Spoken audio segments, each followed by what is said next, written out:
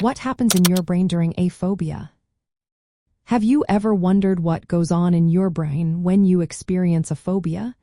It's fascinating how our minds work, especially when fear takes over. Let's break down the science behind it.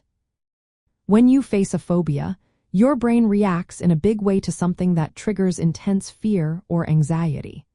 This response involves several areas of the brain that work together, amplifying that feeling of fear and leading to avoidance. First up is the amygdala. This small, almond-shaped part of your brain is crucial for processing emotions, particularly fear. In individuals with phobias, the amygdala becomes overly active when they encounter what they fear. It signals danger even if the threat is minimal or doesn't exist at all. This overreaction can lead to physical symptoms like a racing heart, sweating, and a strong urge to escape the situation. Next, we have the prefrontal cortex. This area is responsible for reasoning and decision-making. Normally, it helps to regulate the amygdala's response by assessing whether the threat is real. However, in the case of phobias, this control can weaken or even be bypassed. As a result, the fear response isn't calmed down properly, leading to persistent and exaggerated fear. The hippocampus is another key player. This part of the brain is involved in memory and helps associate certain places or objects with fear based on past experiences. When someone faces their phobic trigger, the brain may automatically recall those fearful memories, reinforcing the anxiety.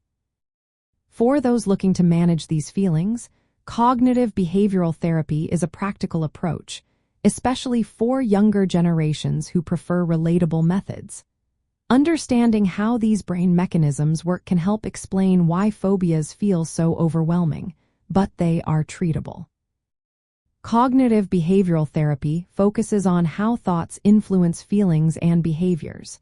It works by changing distorted thoughts about the feared object or situation. This helps the prefrontal cortex regain control over the amygdala's fear response.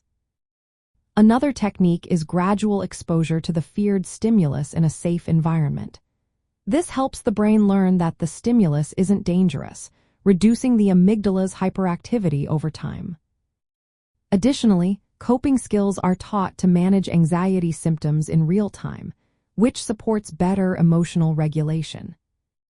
Since phobias involve learned fear responses and brain patterns that reinforce avoidance, cognitive behavioral therapy helps rewire these patterns.